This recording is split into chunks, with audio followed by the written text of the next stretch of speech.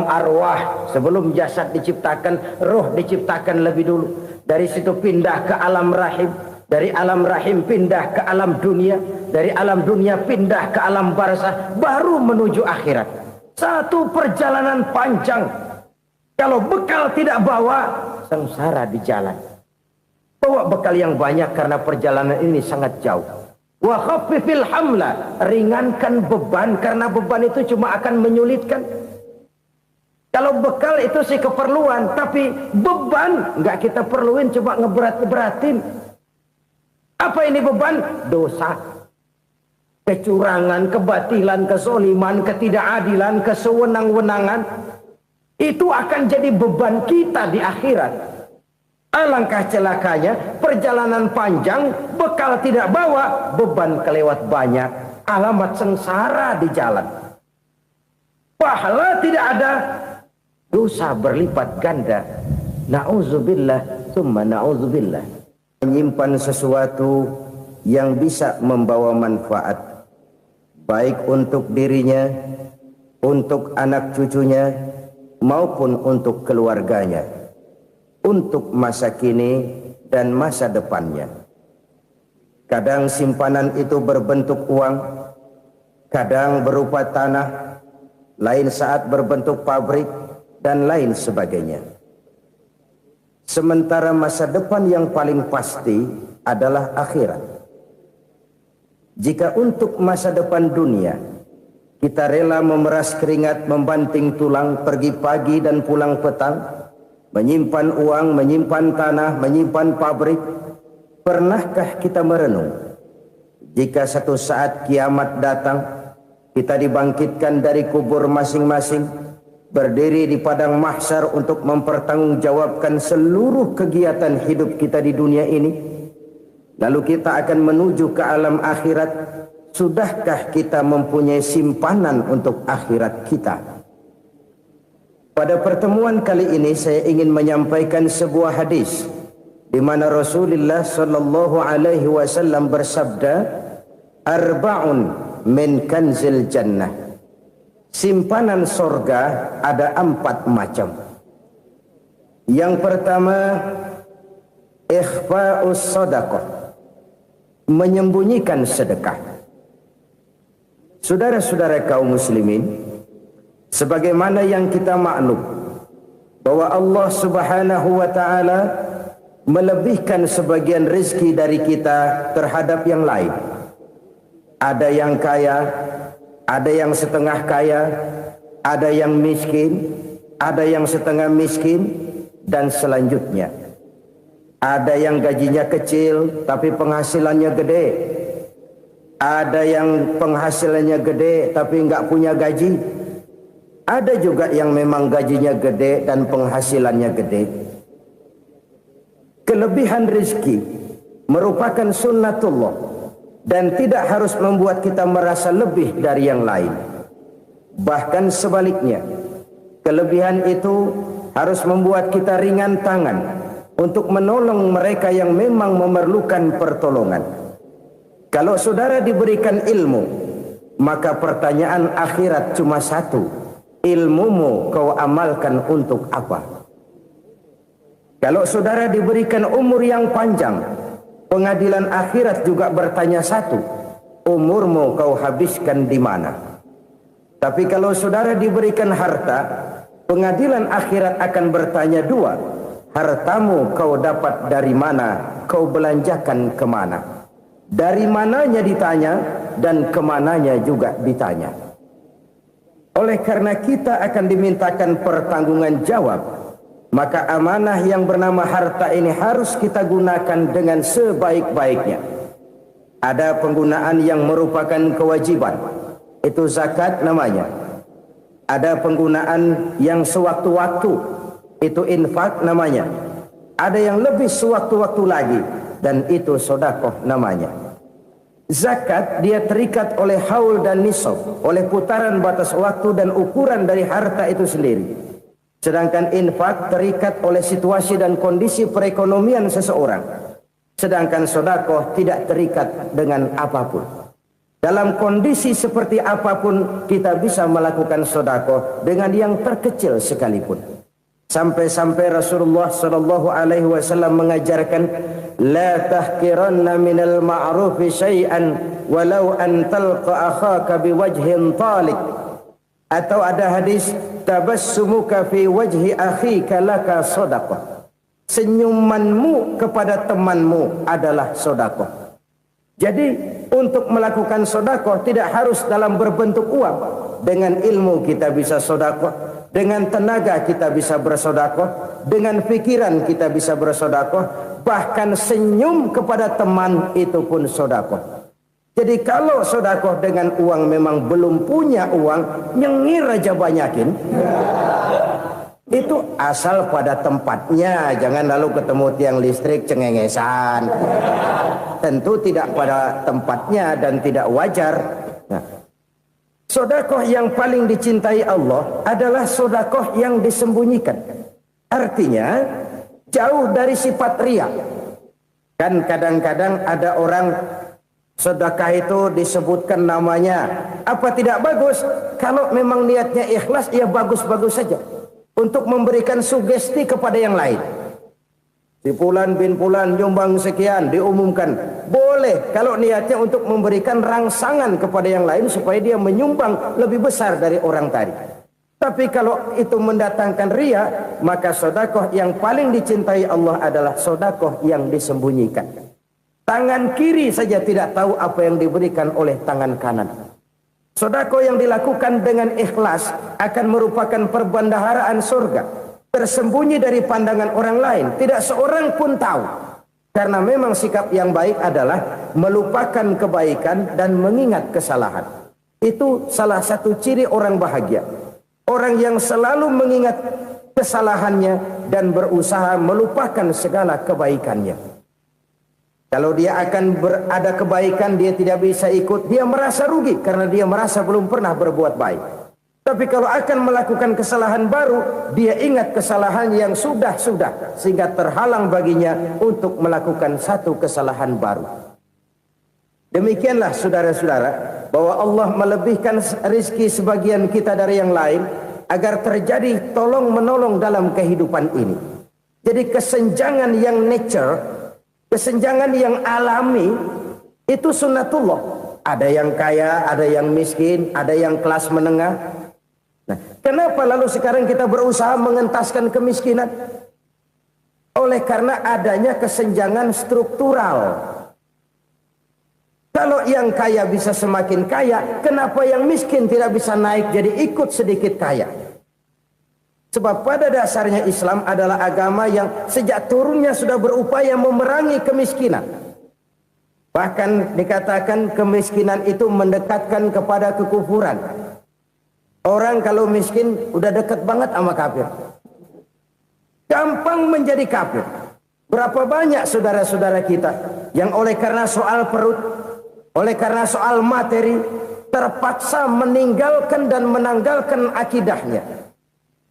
Menjual petunjuk yang diberikan Allah dengan kesenangan dunia yang cuma sebentar ini. Na'udzubillah, thumma na'udzubillah. Jadi makin kita sembunyikan satu sedekah, semakin banyak perbendaharaan kita di surga. Sedekah yang paling dicintai Allah adalah sedekah yang disembunyikan. Malahan ada seorang sufi, dia punya kebiasaan kalau pergi sholat Jumat dia bawa uang, itu uang dia taruh di bawah tikar masjid. Dia niat sedekah kepada siapa saja yang nemuin itu duit. Maksudnya apa? Supaya yang nemuin nggak tahu siapa yang punya duit. Demikian dia saking ingin menyembunyikan sedekahnya. Karena sifat riya itu bisa memakan amal kita sendiri. Riya itu termasuk menyebut-nyebut kebaikan kita. Orang yang suka nepuk dada, sedikit-sedikit ngitungnya kalau nggak gua. Tuh kalau nggak gua tuh yang belas itu kalau nggak gua. Iya kalau nggak lu kenapa emang? Orang yang suka menepuk jasad, tuh biasanya memang begitu saudara-saudara. Kalau perang lagi berkecamuk, orang nggak sempat ngaku jadi pahlawan. Tapi begitu perang selesai, yang kagak kenal bedil ngaku pahlawan, Mas. Itu sesuatu yang biasa. Oleh karenanya, orang-orang yang ikhlas dalam bersedekah, disembunyikannya sedekah itu Allah cinta betul. Malahan ada hadis memberikan jaminan, inna shadaqatal mar'il muslimi tazidu fil umri wa tadfa'u mitatas su'i. Sesungguhnya sedekahnya seorang mukmin tazidu fil umri, bisa menambah umur panjang, wa tadfa'u mitatas su'i, dan menyelamatkan manusia dari mati secara su'ul khatimah. Jadi siapa yang kepengen panjang umur, banyaklah sedekah. Yang bosan hidup, pelit terus. Sedekah menambah panjang umur dan menyelamatkan manusia dari mati secara su'ul khatimah. Pak, katanya umur itu nggak bisa ditambah, nggak bisa dikurangin. Kapan? Kalau ajal sudah datang. Fa idza jaa ajaluhum la yastakhiruna sa'atan wa la yastaqdimun. Kalau ajal datang tidak bisa dimajukan, tidak bisa dimundurkan. Itu kalau ajal sudah datang. Tidak bisa lagi umur ditambah dikurangi, sudah datang. Tapi kalau belum datang, itu kan haknya Allah. Mau ditambah, mau dikurangi, hak prerogatif Allah. Sebagai pencipta manusia, Allah maha kuasa dan maha mampu. Sedekah ini menambah panjang umur dan menyelamatkan manusia dari mati secara su'ul khatimah. Itu orang mati kan sama ya, kondisinya mati, nggak nafas. Tapi hakikat mati kan lain-lain. Ada yang mati itu husnul khatimah, baik akhirnya. Misalnya lagi ngaji mati, lagi sholat mati, lagi sedekah mati. Ini yang dinamakan dengan husnul khatimah, baik di akhirnya. Sebaliknya ada yang su'ul khatimah, jelek di akhirnya. Ini yang jadi catatan akhir. Lagi nyekek botol, mampus. Lagi banting kartu, modar. Su'ul khatimah, jelek pada akhirnya. Sedekah menyelamatkan manusia dari mati secara su'ul khatimah. Dan kita semua kepengen mendapat husnul khatimah, jauh dari su'ul khatimah. Oleh sebab itu yang bisa menyelamatkan kita dari penyakit itu antara lain adalah sedekah yang disembunyikan, yang dikerjakan dengan ikhlas karena Allah, tidak karena kepengen dipuji orang, tidak karena ingin dikatakan orang pemurah. Sebab orang dermawan itu orang yang memberi tanpa harus diminta. Kalau masih harus diminta, ya belum dermawan namanya, masih harus diminta. Kalau nggak diminta ya tulus, lolos, polos. Saudara-saudara kaum muslimin rahimakumullah. Harta adalah amanat dan akan kita pertanggungjawabkan. Allah melebihkan rizki sebagian kita dari yang lain agar kita saling tolong menolong, bantu membantu. Nabi janjikan, siapa yang meringankan beban saudaranya muslim di dunia, Allah akan meringankan bebannya di akhirat nanti. Sebuah jaminan dari baginda Nabi. Si orang yang kita bantu barangkali tidak bisa membalas, Allah yang akan membalas lewat jalan lain yang tidak pernah kita sangka-sangka.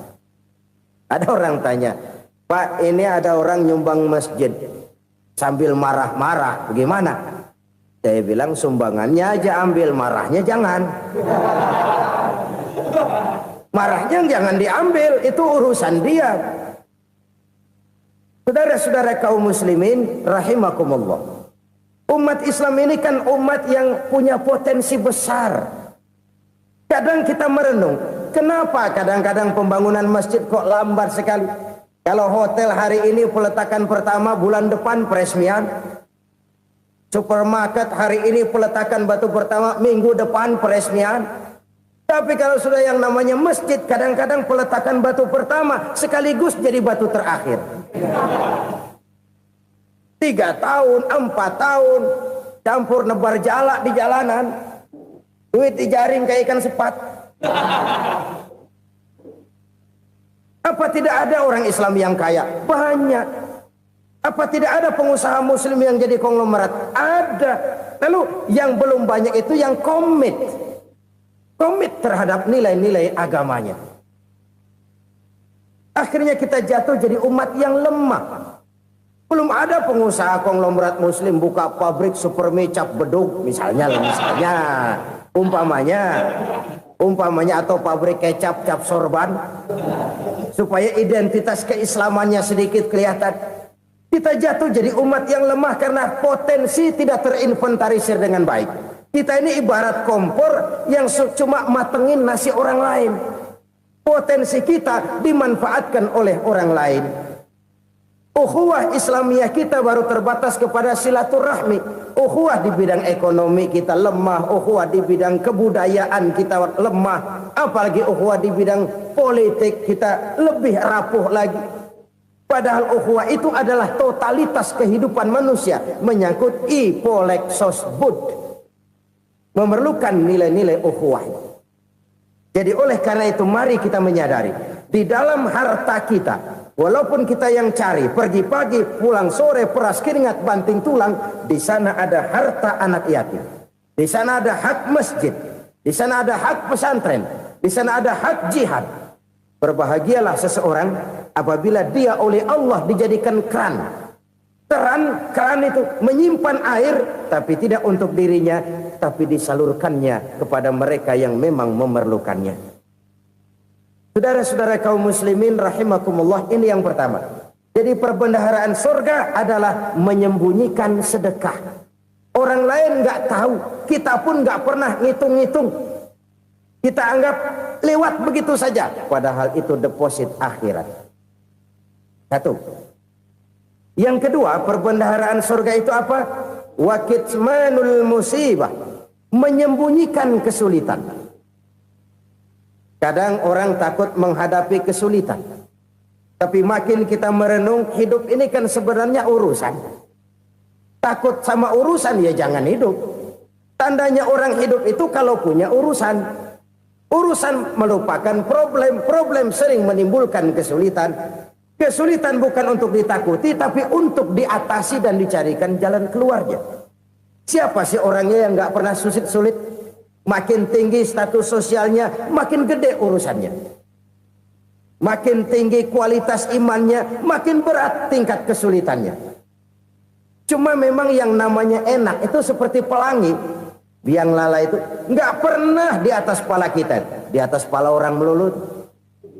Lo sih enak lo, kata kita. Dia juga bilang yang enak kan lo. Pelangi itu nggak pernah di atas kepala kita. Kata tukang beca, aduh enak ya naik Mercy. Kata tukang beca, apa yang di dalam mobil Mercy? Aduh enak bener tukang beca, di jok ngeringkuk ngorok pules bener. Saya kamar pakai AC sejuk, tempat tidur sutra empuk, alga spring bed, gula kulik nggak bisa pules kalau belum minum Valium, belum tidur. Enak bener tukang beca, di jok ngorok nggak tahu wetan kulon.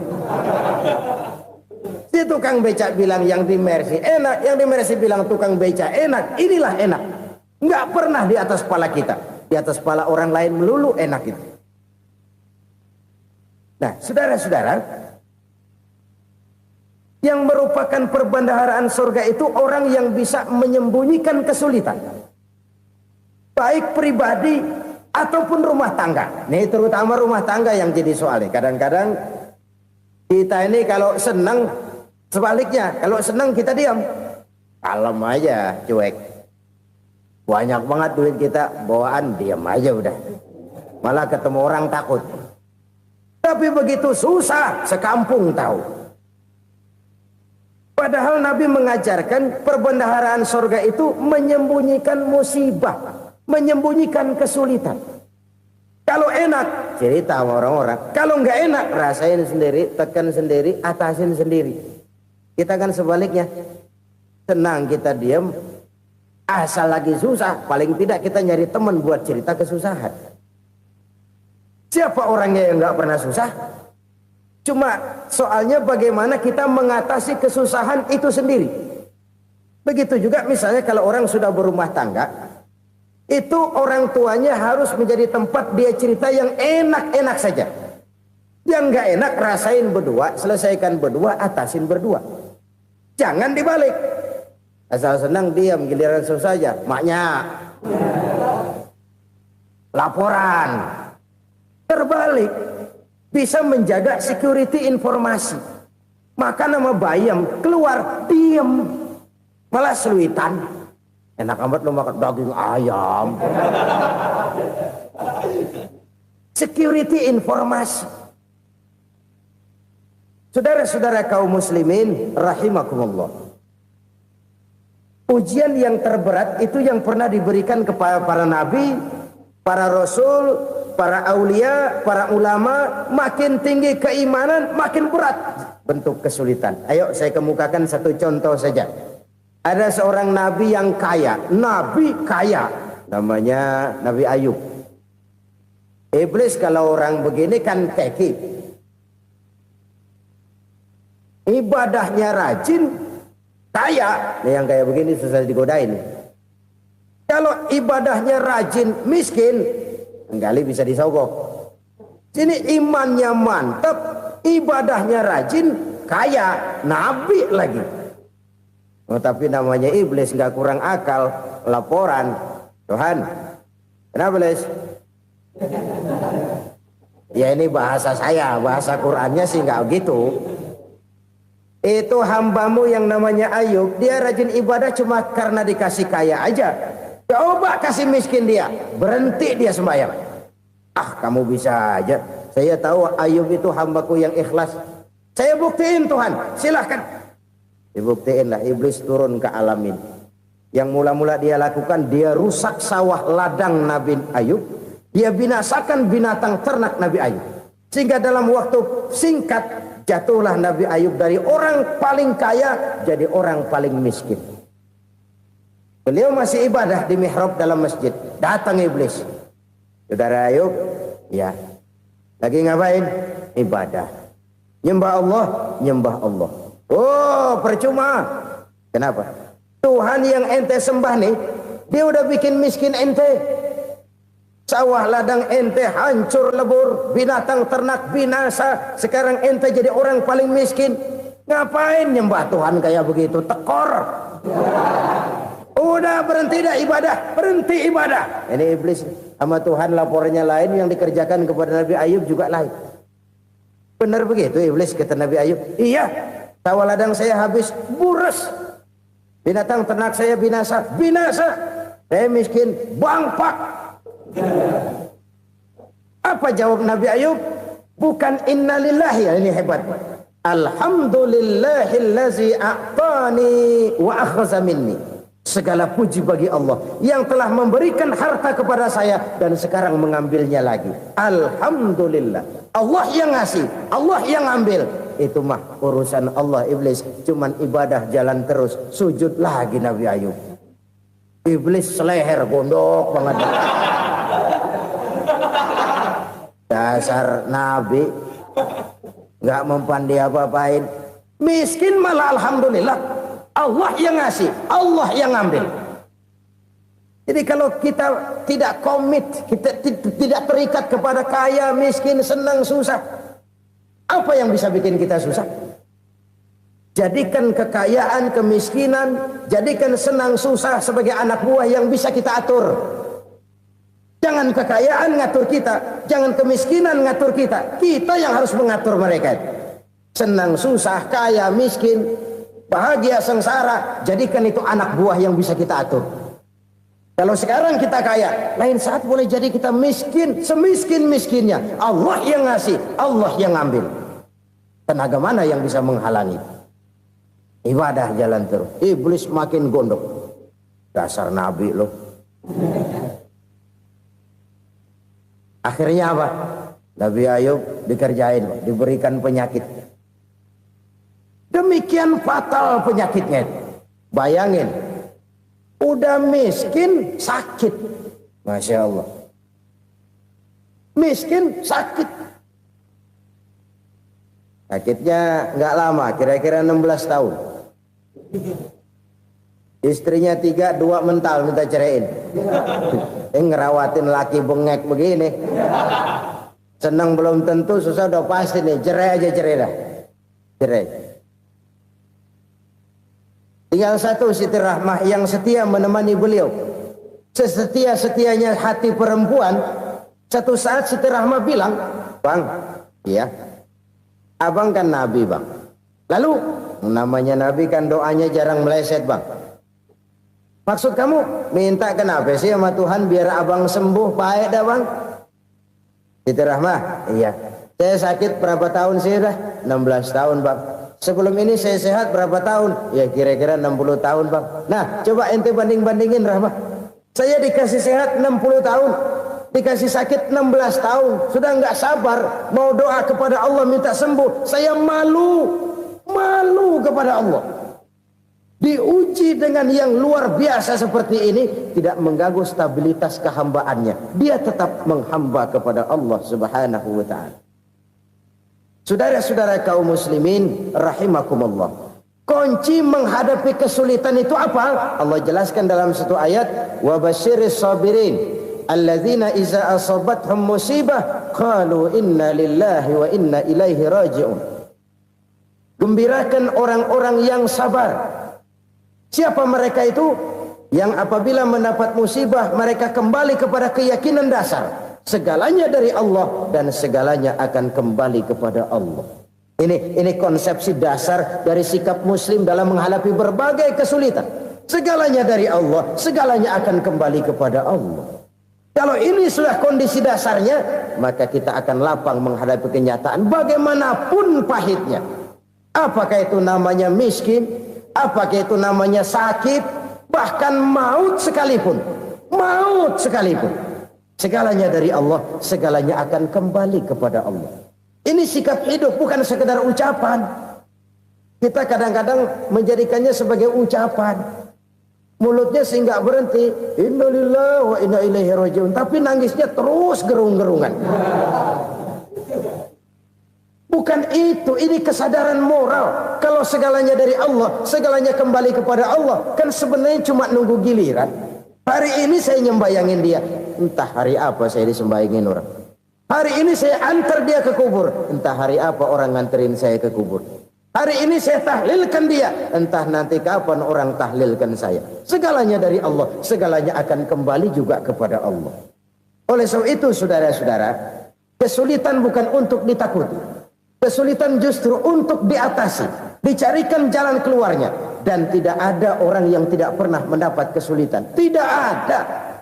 Semakin tinggi status sosial, semakin tinggi kualitas keimanan, semakin besar juga tingkat kesulitan. Hanya saja bagaimana cara kita mengatasinya. Dan Al-Quran menyatakan, innama al-usri yusra. Di balik kesulitan itu pasti ada kemudahan. Roda itu berputar. Karena itu Rasulullah sallallahu alaihi wasallam mengingatkan kepada kita, ta'arraf ilallahi firraha ya'rifka fisyiddah. Ingatlah kepada Allah di waktu kamu senang, supaya Allah ingat kepada kamu di waktu kamu susah. Kalau waktu senang kita ingat kepada Allah, kita susah, Allah tidak akan meninggalkan kita.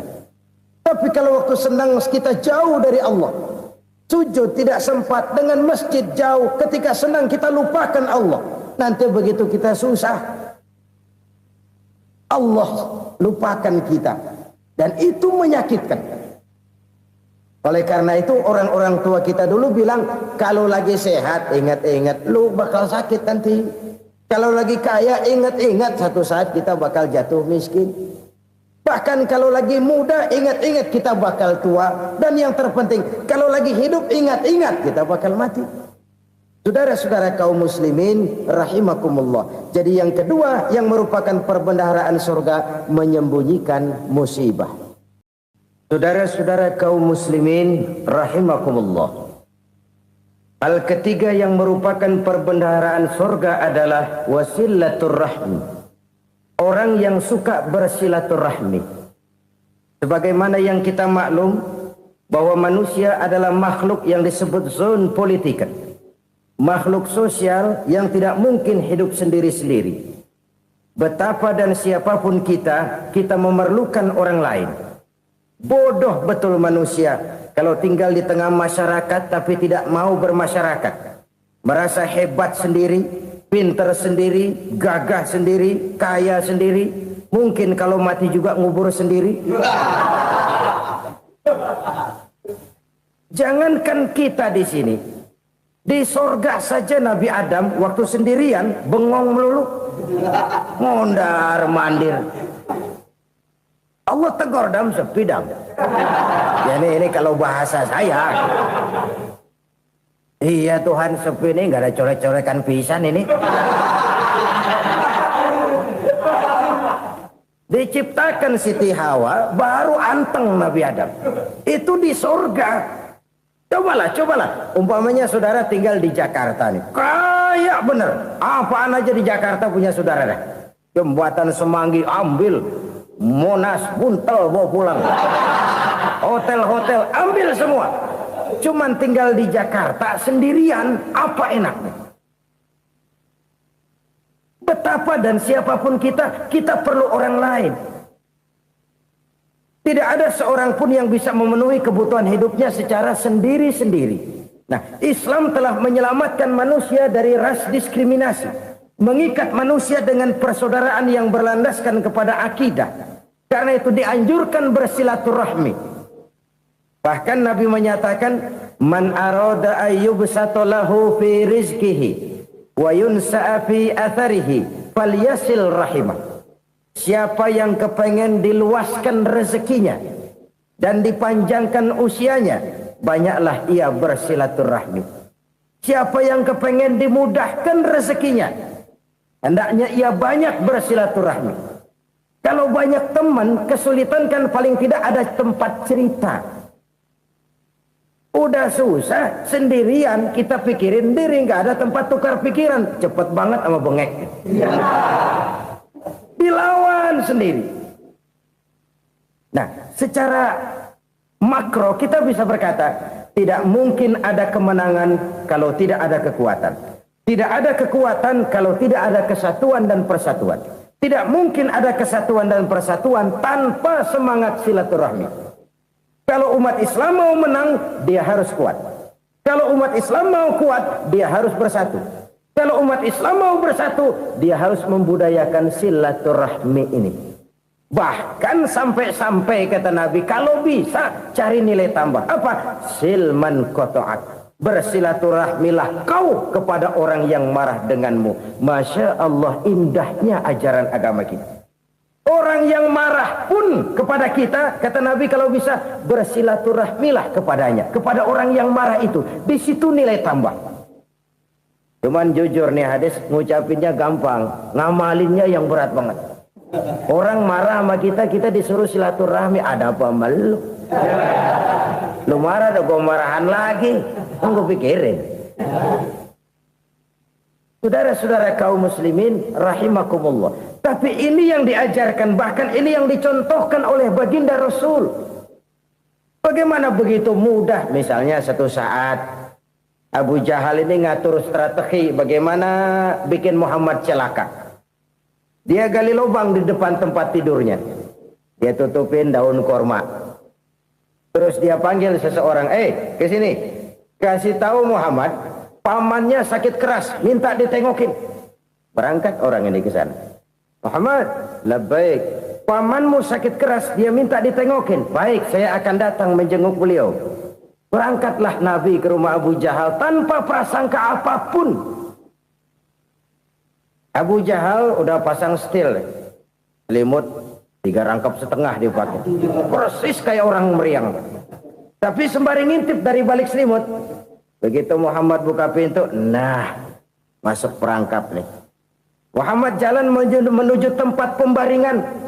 Makin lama makin dekat, makin lama makin dekat, makin dekat ke lubang yang dipasang oleh Abu Jahal itu. Dalam hati Abu Jahal, terus dah jatuh, mampus dah lo ini. Mampus lo hari ini. Apa yang terjadi?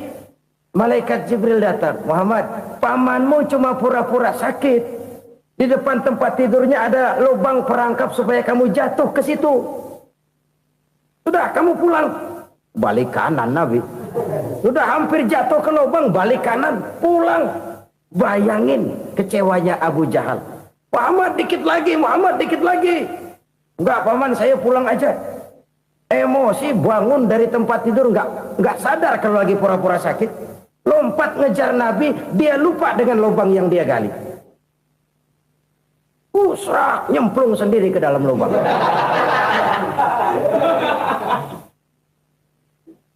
Nabi terus berlalu. Ini terjadi keanehan. Jatuh ke lubang yang dia gali itu sebenarnya nggak terlalu dalam ya, antara 3-4 meteran lah. Tolong saya jatuh ke lubang ini. Datanglah pelayan-pelayannya itu. Angkat saya dari sini. Oh, yang ngulurin tambang. Satu gulung, belum juga nyampe itu tambah. Kurang, beli lagi ke warung. Sambung, ulur lagi, nggak juga bisa sampai. Wah, ini kerjaan Muhammad ini. Tolong, siapa salah seorang kamu ke rumah Muhammad, kasih tahu encangnya kecebur. Minta ditolongin. Sampaikan kepada Rasul. Kenapa? Pamanmu jatuh ke lubang, Muhammad minta tolong diangkatin. Tambang udah nyambung-nyambung nggak nyampe juga. Ya, nanti saya datang, saya tolong. Cobain. Nyata-nyata orang berniat jahat mau mencelakakan dia. Datang dia menolong. Ini yang disebut air tuba dibalas air susu ya ini. Bukan sebaliknya. Air tuba dibalas air susu. Paman, kecebur ya? Iya Muhammad, tolong ini. Pegang tangan saya. Nabi ulurkan tangannya, nyampe, dipegang oleh Abu Jahal, diangkat ke atas, sampai atas. Apa kata Abu Jahal? Sihirmu memang hebat Muhammad. Udah ditolongin dikata sihir, yang enak kita kemplang kan itu orang begitu. Urusan apa? Tapi inilah akhlak. Kalau bisa kamu bersilaturahmilah dengan orang yang marah kepadamu sekalipun. Orang marah kita tetap baik. So, kalau kita berbuat baik sama orang yang memang baik, rasanya sih biasa-biasa aja. Orang baik kita baik lagi, ya draw aja, belum ada nilai tambah di situ. Baru ada nilai tambah kalau kita bisa berbuat baik kepada orang yang nyakitin kita. Itu namanya kita setingkat di atas dia. Dia sakitin kita, kita berbuat baik sama dia. Dia pelit sama kita, kita baik sama dia. Dia marahin kita, kita deketin dia. Di situ kita punya nilai tambah. Jadi siapa yang ingin diluaskan rezekinya kata Nabi dan dipanjangkan umurnya, hendaklah ia banyak-banyak bersilaturahmi. Sederhana sebenarnya silaturahmi, tapi silaturahmi membangkitkan semangat kesatuan dan persatuan. Kesatuan dan persatuan melahirkan kekuatan. Dalam matematika 1 ditambah 1 pasti 2. Tapi di tengah masyarakat, 1 orang takut ditambah 1 orang takut, hasilnya jadi 2 orang setengah berani. Kenapa setengah berani? Karena udah berdua. Tadi pan takut sendirian. Kalau dia kumpul turu-turu takut lah jadi berani. Kita yang lemah, kita yang tidak berdaya, kita yang miskin, kalau mau kompak bersatu, apa yang nggak bisa kita kerjain? Apalagi tinggal di kota besar, pilihan cuma 2. Bertahan atau minggir. Bertahan atau minggir. Untuk bisa bertahan harus mampu bersaing. Untuk mampu bersaing harus punya keahlian. Keahlian harus ditunjang dengan pendidikan, ditambah oleh kekompakan sebagai umat. Udah miskin mencar mulu, orang injek kita. Orang nggak pandang urusan apa yang malu.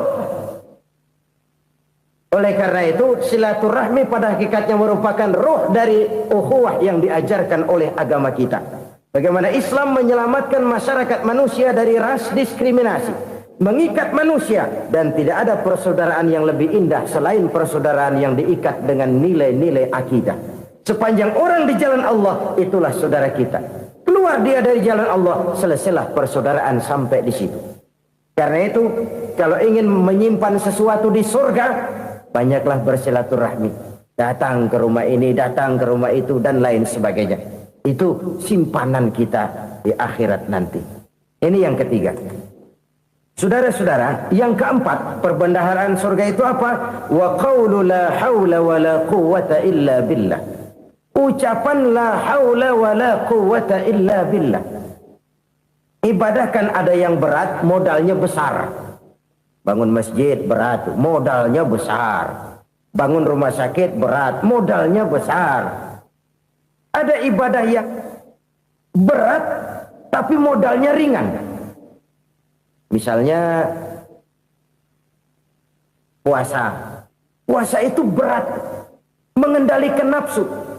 Kalau sekedar nggak makan nggak minum sih enteng, mengendalikan nafsu itu jihad terbesar. Tapi kan modalnya ringan, cuma niat saja. Ini ibadah berat, modalnya ringan. Ada ibadah yang ringan, modalnya juga enteng. Seperti termasuk ucapan la haula wala quwata illa billah. Tanpa sadar, la haula wala quwata illa billah. Nyelengin tuh di surga. Nyelengin, kita nggak terasa. Nyelengin simpenan akhirat. La haula wala quwata illa billah. Nyimpan lagi. Kaget, la haula wala quwata illa billah. Nyimpan lagi. Banyak simpenan. Walaupun sebenarnya yang dimaksud di sini adalah kesadaran batin bahwa tidak ada daya dan kekuatan kecuali Allah. Itu intinya. Kita memulai pekerjaan disunahkan baca bismillah, kan begitu. Apa itu? Kesadaran moral bahwa ini saya bisa kerjakan. Saya kerjakan ini dengan menyebut nama Allah. Kenapa? Kalau Allah tidak memberikan daya dan kekuatan, mana mampu saya kerjakan ini. Maka saya kerjakan ini dengan menyebut nama Allah. Bismillah. Kesadaran moral. Manusia hanya wajib berusaha, tapi nggak pernah wajib berhasil. Banyak hal-hal yang kalau kita renungkan secara rasio nggak mungkin, tapi jadi kenyataan. La haula wala quwata illa billah. Tidak ada daya dan kekuatan kecuali bagi Allah semata-mata. Kesadaran moral akan kelemahan dan keterbatasan makhluk bernama manusia. Kadang kita kagum dengan otak, tapi kita sering lupa sama yang bikin otak. Padahal bagaimanapun hebatnya otak, yang bikin otak pasti lebih hebat dari otak. Nggak percaya, silahkan otak-otakan. Inilah kecenderungan. Kita kagum dengan pesawat-pesawat mutakhir, bukan main, besi gede banget terbang itu. Alangkah hebatnya. Lalu apa yang bikin otak tidak lebih hebat dari itu semua? Kita puji laut. Apa yang bikin laut tidak lebih hebat dari laut itu? La haula wala quwata illa billah. Tidak ada daya dan kekuatan kecuali Allah. Apa yang bisa kita lakukan kalau tidak karena daya dan kemampuan yang diberikan oleh Allah kepada kita? Lahirlah sikap tawadu, rendah hati, tidak melonjak menjadi angkuh dan sombong, sadar akan kelemahan dan keterbatasan diri sebagai makhluk yang diciptakan oleh Allah Subhanahu wa taala. Jadi satu sisi ini ucapan yang berpahala, la haula, jadi wiridan. Pada sisi lain ini kesadaran moral, sikap mental, kesadaran batin bahwa yang punya daya dan kekuatan itu cuma Allah. Kita nggak pantas untuk sombong. Sebab sombong itu pakaiannya Allah. Kita nggak sedang pakai pakaian Allah, kegedean. Dan makin kita renungi, makin terbentur. Apa sih yang bisa kita sombongin? Kita mau sombong apa? Kaya? Pintar? Itu kan semua relatif. Di atas langit masih ada langit lagi. Jadi oleh karenanya, marilah kita menyadari. Manusia hanya wajib berusaha, tapi tidak pernah wajib berhasil. Yang berusaha saja tidak wajib berhasil, apalagi yang tidak berusaha. Islam bukan agama orang pemalas yang selesai sholat lalu endelohom, nggelenggem ayem-ayem. Tapi Islam bukan agama orang sombong yang setelah berusaha lalu tidak memerlukan Allah. Kita bisa saja bikin proyeksi, tahun sekian kita bakal panen besar menurut perhitungan otak. Tapi ada kejadian lain. Apa? Tikus ngambek. Habis itu dimakanin tikus, panen gagal. Proyeksi rasional gagal oleh tikus-tikus yang ngambek itu. Bisa saja terjadi. Tahun depan kita panen besar, urung. Kenapa? Musim panas panjang. Dan sekarang ini koran-koran bikin berita musim mengalami penyelewengan. Bukan cuma manusia yang nyeleweng sekarang. Musim pakai nyeleweng. Mestinya kan musim hujan udah selesai. Masih hujan-hujan juga. Musim. Nah sekarang kita boleh bikin proyeksi. Kita bakal panen besar. Tahu-tahu musim panas panjang. Sawah retak, air kering. Cari teknokrat yang paling botak, suruh pendekin tuh musim panas. La haula wa la quwata illa billah. Inilah kesadaran moral. Saudara, saya teringat satu saat ada seorang konglomerat. Umurnya ya kira-kira 70-an. Satu saat dia ditanya oleh wartawan, "Pak, umur Bapak berapa sih?" "Ya paling 10 tahun." 10 tahun? 10 tahun? Anak Bapak berapa orang? Satu.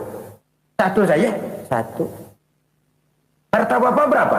Ya paling-paling bangsa 7 juta kali. 7 juta? Iya.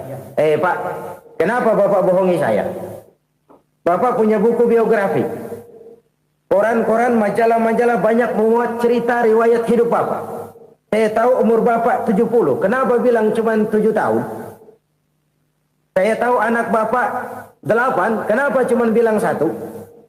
Saya tahu harta Bapak miliaran, mungkin triliunan. Pabrik di mana-mana, bank di mana-mana. Kenapa bilang uang Bapak cuma 7 juta? Nah, kata si konglomerat tadi, "Kamu benar, nak, kamu benar. Umur saya kalau jumlahnya memang 70, nak. Cuman ingat-ingat saya, baru 7 tahun terakhir ini saya sujud. Baru 7 tahun terakhir ini saya berusaha dekat dengan Allah. Saya laksanakan perintahnya, saya jauhi larangannya. 7 tahun inilah rasanya yang ada nilainya di hadapan Allah. Yang 63 tahun matong, kelabu, kelem umur gue.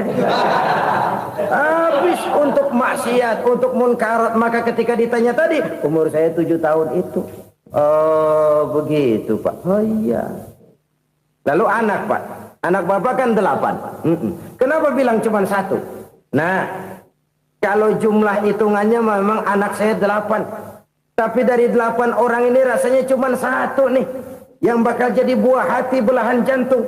Pelanjut cerita, penerus sejarah. Bakal jadi anak soleh yang akan mendoakan saya. Cuma 1 rasanya anak saya ini yang bakal jadi buah hati saya. Besar-besaran saya. Yang akan mendoakan di kubur saya. Yang akan mendoakan di akhirat saya. Yang 7 orang mana? Masya Allah. Yang 1 tenggeng. Yang 1 nyekek botol mulu. Yang 1 nggak karu-karuan. Makanya saya bilang 1 anak saya yang akan bisa mendoakan saya. Oh begitu Pak. Iya. Nah harta Pak. Harta Bapak kan triliunan. Pabrik Bapak di mana-mana. Uang Bapak hampir di tiap bank-bank besar. Kenapa bilang cuma 7 juta? Betul kau nak. Harta saya kalau jumlahnya memang miliaran, triliunan mungkin. Tapi yang saya ingat baru 7 juta tuh yang saya belanjakan di jalan Allah. Saya nyumbang masjid, saya santuni yatim piatu, saya bantu pembangunan pesantren, saya bantu pembangunan rumah sakit Islam. Itu yang akan saya bawa pulang ke akhirat, yang 7 juta itu. Yang triliunan itu nanti akan diperebutkan oleh anak-anak saya sebagai waris saya. Jadi harta saya 7 juta itu yang bakal nemenin saya di akhirat, yang akan saya bawa pulang jadi teman saya. Saudara-saudara kaum muslimin, jangan-jangan orang tua itu adalah kita-kita ini. Jangan-jangan kita-kita ini adalah orang tua itu. Jangan-jangan itu potret dari diri kita masing-masing. Dari sekian umur yang diberikan Allah, berapa tahun yang ada nilainya di hadapan Allah. Dari sekian anak-anak yang merupakan amanah, berapa yang akan mendoakan kita sebagai orang tuanya menjadi anak soleh. Dari sekian banyak harta yang diberikan Allah, berapa yang akan kita bawa pulang menghadapnya nanti, yang kita belanjakan di jalan Allah. Ini sebuah potret kehidupan. Karena itu kita kembali kepada la haula wa la quwata illa billah. Kita wajib berusaha, kita wajib berikhtiar. Selebihnya segala daya dan kekuatan hanya milik Allah saja semata-mata. Satu kesadaran batin dari setiap pribadi muslim. Setelah ia berusaha dan berikhtiar, ia menyerahkannya kepada Allah Subhanahu wa ta'ala. Jadi satu sisi ini merupakan wiridan ucapan yang mengandung pahala. Pada sisi lain ini merupakan sikap batin dari seorang muslim di dalam ia menghadapi realitas kehidupan ini. Saudara-saudara kaum muslimin rahimakumullah. Kalau ini kita jadikan satu basis kehidupan, Maka ini akan menyelamatkan manusia dari kemungkinan tergelincir menjadi orang yang lupa diri dan lupa darat. Sebab itu Imamul Ghazali berpesan, jadidis safinah fa innal bahra amiq wa khuziz zad fa inna safara ba'id wa khaffifil hamla fa innal hamla sadid. Perbarui selalu kapalmu karena lautan sangat dalam. Bawa bekal yang banyak karena perjalanan ini sangat jauh. Ringankan beban karena kebanyakan beban akan menyakitkan. Alangkah indah kalimat ini, alangkah dalam makna yang terkandung di sana. Perbarui selalu kapalmu karena lautan sangat dalam. Apa artinya ini? Jaga mentalmu baik-baik. Pelihara imanmu baik-baik karena hidup penuh cobaan seperti lautan. Kita kalau berlayar di lautan kan kadang-kadang tenang, angin bertiup sepoi-sepoi basah. Jika malam datang, bintang gemintang bertabur menghias cakrawala. Rembulan memantulkan sinarnya dengan indah. Dalam keadaan begitu berlayar enak. Tapi lain saat ombak menggunung, halilintar menyambar, angin topan bertiup. Berapa banyak sudah saudara-saudara kita yang tenggelam di lautan dunia tanpa sadar bahwa dia belum sampai kepada pantai yang akan dituju.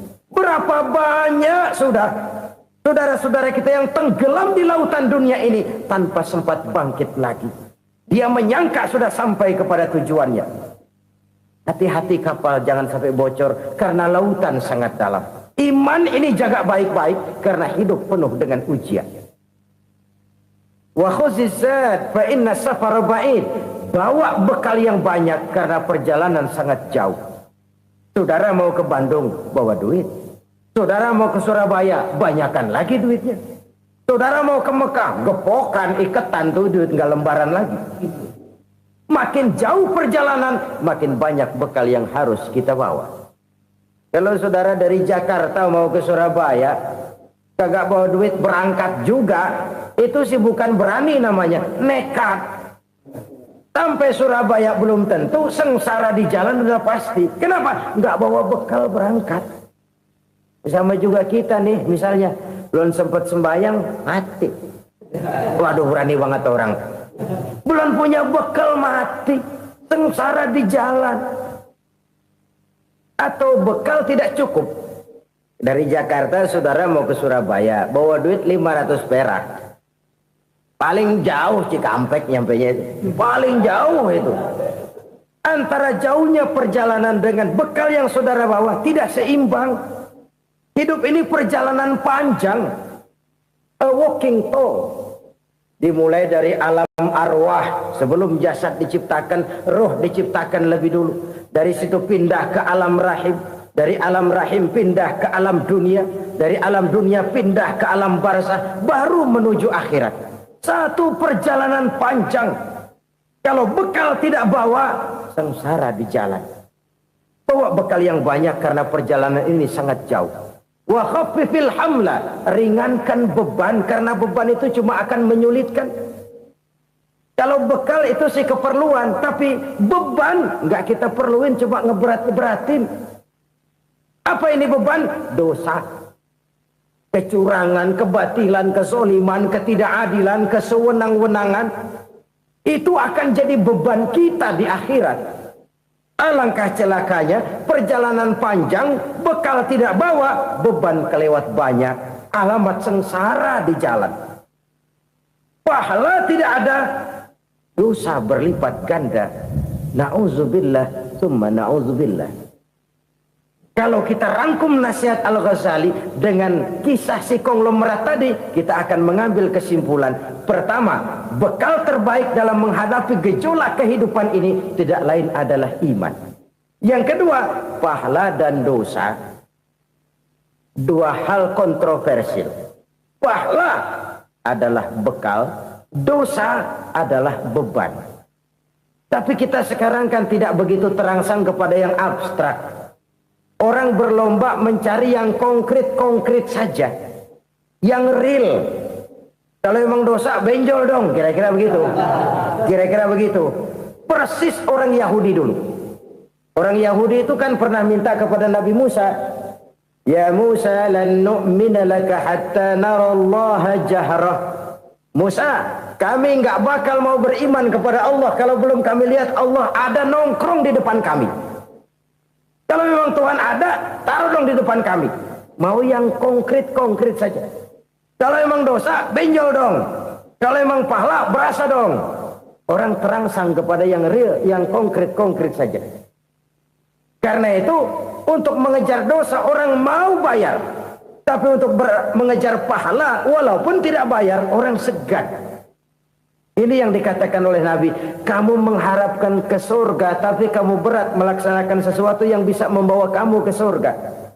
Kamu ingin jauh dari neraka, tapi tiap saat kamu lakukan perbuatan-perbuatan yang justru menjerumuskan kamu ke neraka.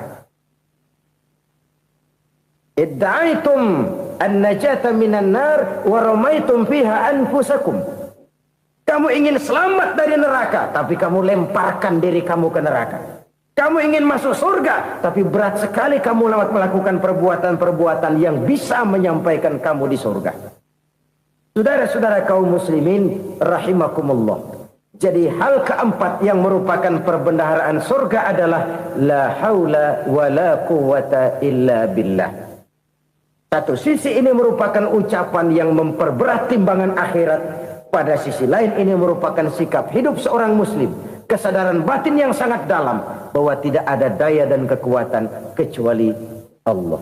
Dan itu kita simbolkan pada saat memulai pekerjaan dengan Bismillah. Dengan menyebut nama Allah. Satu kesadaran moral. Saya hanya bisa melakukan ini karena diberikan daya dan kekuatan oleh Allah. Lahirlah sikap tawadu, rendah hati, tidak melonjak menjadi angkuh dan sombong. Di dalam kehidupan kita sebagai seorang muslim, minimal 5 kali dalam sehari semalam kita mendengar seruan untuk mendirikan solat yang disebut azan. Ada kalimat menarik di dalam kalimat azan itu, yakni seruan hayya 'alal falah, marilah menuju kepada keberuntungan, marilah meraih kemenangan. Seruan ini adalah kecenderungan dari setiap manusia, apapun warna kulitnya. Artinya, setiap orang dalam hidup selalu ingin meraih dan mencari kemenangan. Kemenangan akan melahirkan kepuasan batin, dan kepuasan batin memberikan kebahagiaan. Sedangkan kekalahan melahirkan penderitaan batin, dan penderitaan batin menjerumuskan seseorang di dalam berbagai bentuk kerugian. Jikalau inilah seruan azan, maka masalahnya ialah apa yang menyebabkan kita meraih kemenangan. Al-Quranul Karim memberikan tuntunan dan ajaran kepada kita bahwa orang-orang yang memperoleh kemenangan itu tidak lain adalah orang-orang yang bertakwa. Hanyalah mereka yang bertakwa kepada Allah Subhanahu wa ta'ala pada akhirnya akan tampil sebagai pemenang. Lalu siapa orang yang bertakwa itu?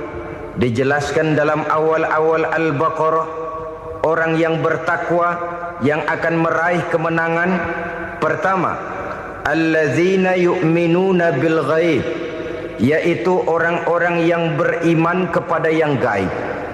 Percaya bahwa ada alam yang gaib, alam yang abstrak, alam yang tidak bisa dijangkau oleh salah satu daripada panca indera kita. Mereka percaya dan beriman kepada adanya malaikat, beriman kepada adanya iblis dan jin, beriman kepada adanya alam kubur, beriman kepada adanya alam mahsyar, beriman kepada adanya alam akhirat, beriman kepada adanya surga dan neraka.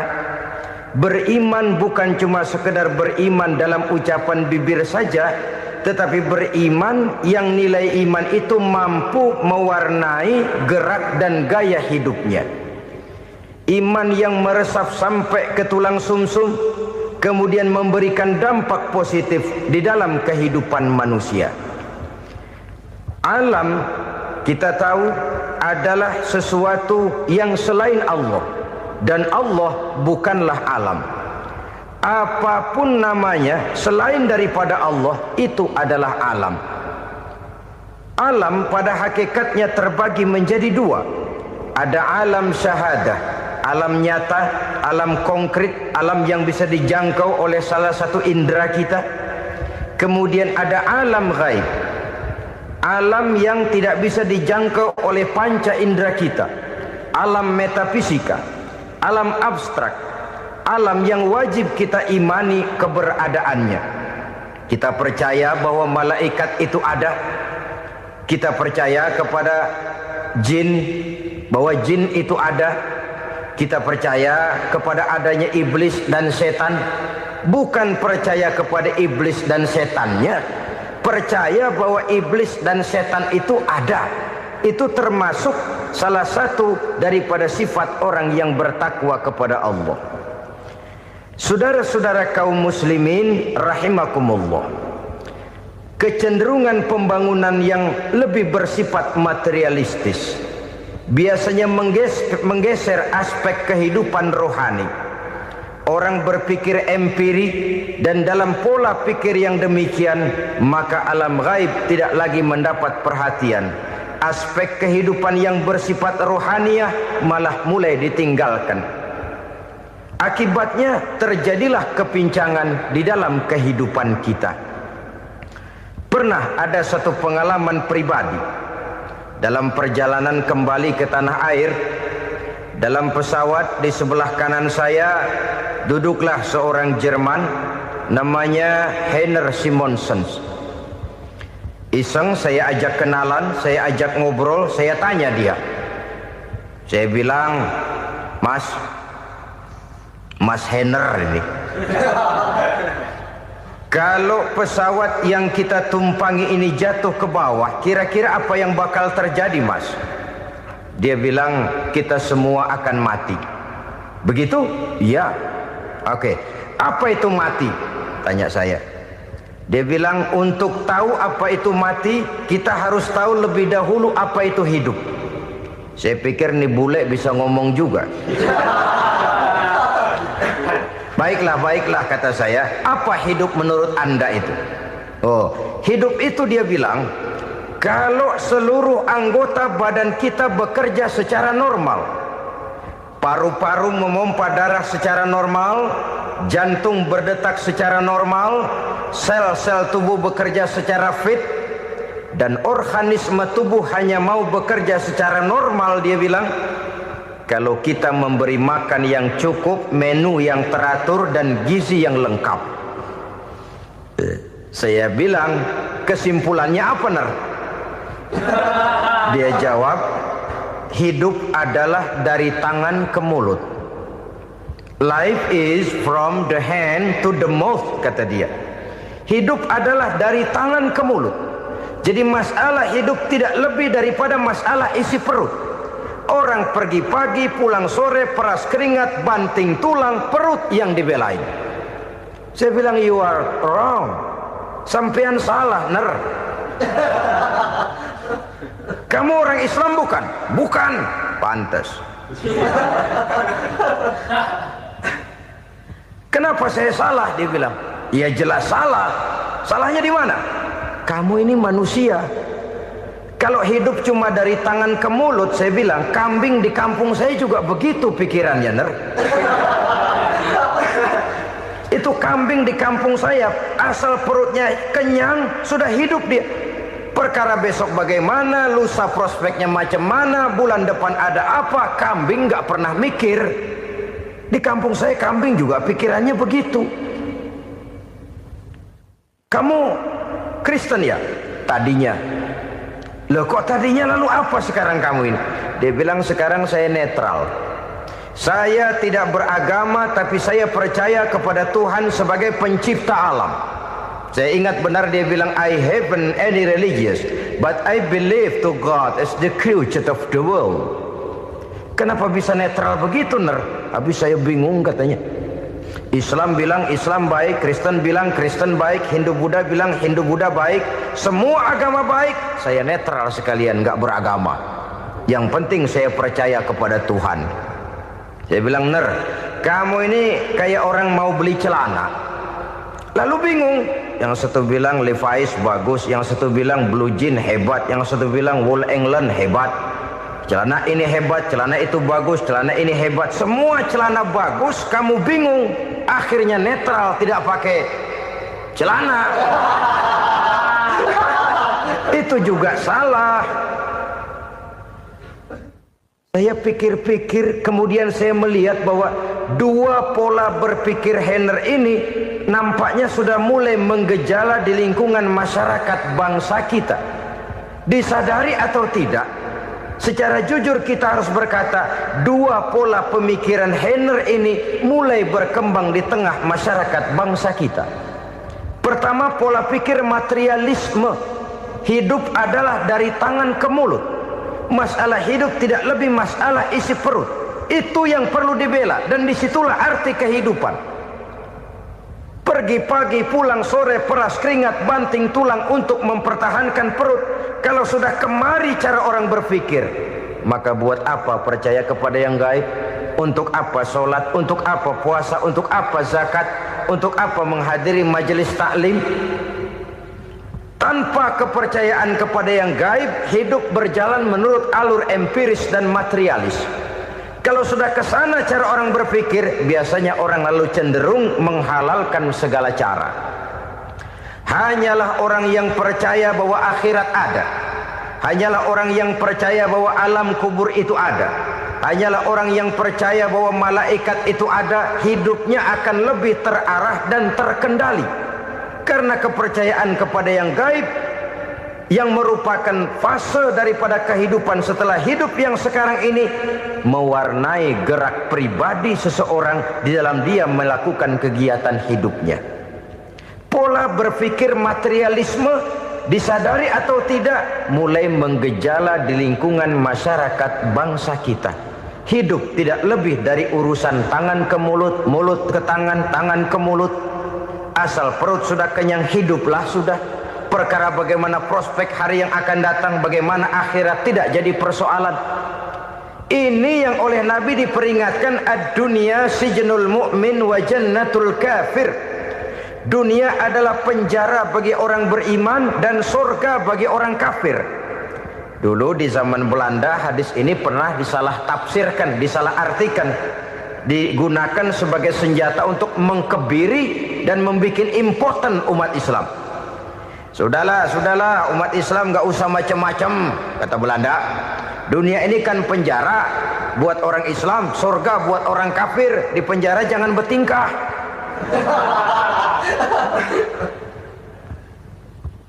Pengertiannya tidak begitu. Dunia adalah penjara bagi orang mukmin. Artinya dalam kehidupan dunia seorang mukmin tidak bebas memperturutkan hawa nafsunya. Di penjara hawa nafsunya itu. Sebaliknya surga bagi orang-orang kafir. Buat orang kafir surgalah dunia ini. Mereka bebas memperturutkan hawa nafsunya. Dilarang tidak terlarang, dicegah pun tidak tercegah. Mereka hidup menurut alur bisikan nafsu mereka sendiri. Kemudian bila ajal datang, maut merenggut nyawa, selesailah surganya sampai di situ. Maka bagi orang-orang yang tidak percaya kepada adanya akhirat, kepada adanya alam gaib, surganya sebatas umurnya. Sekali lagi, surganya sebatas umurnya. Bila umur selesai, ajal pun datang merenggut nyawa, selesailah sudah surganya sampai di situ. Alangkah pendeknya perjalanan orang-orang yang tidak percaya kepada alam gaib ini. Bagi kita mukmin, jikalau kita mampu memenjarakan hawa nafsu, kita bisa bahagia di dunia ini. Dan Islam memang tidak menyuruh kita sengsara di dunia. Raih dunia, kejar dunia, gapai dunia sebagai alat untuk mencapai kebahagiaan di akhirat nanti. Hidup adalah satu perjalanan panjang yang terbentang sejak kita terlahir dari alam rahim sampai kepada alam akhirat nanti. Andai kata kita gagal meraih kebahagiaan di dunia, toh kita masih punya akhirat. Tapi jangan jadi dalil yang melemahkan semangat. Biarin dah kita di dunia kebelangsak, yang penting akhirat. Akhirnya dunia benar-benar kebelangsah. Bagaimana dunia ini bisa kita raih, dan bagaimana meraih dunia untuk menunjang kepentingan akhirat nanti. Yang kedua, dari pikiran Heiner yang saya lihat menggejala di lingkungan masyarakat bangsa kita, timbulnya manusia-manusia netral. Seolah-olah Tuhan yes, agama no. Sama Tuhan percaya, agama ogah. Tuhan ngangguk, giliran agama godeng. Padahal hampir dalam setiap ayat dalam Quran, kata-kata amanu biasanya bergandeng dengan wa amilus sholihat, iman dan amal soleh. Ini sebagai isyarat Tuhan dan agama jangan pernah dipisah-pisah. Apabila kita bertuhan, maka kita harus beragama. Apabila kita beragama, maka agama itu harus bersumberkan dari Tuhan yang kita imani itu. Tidak mungkin kita pisah, Tuhan yes, agama no. Sama Tuhan percaya tapi agama bikin sendiri. Sembayangnya cukup bengong 2 jam madep ngulon.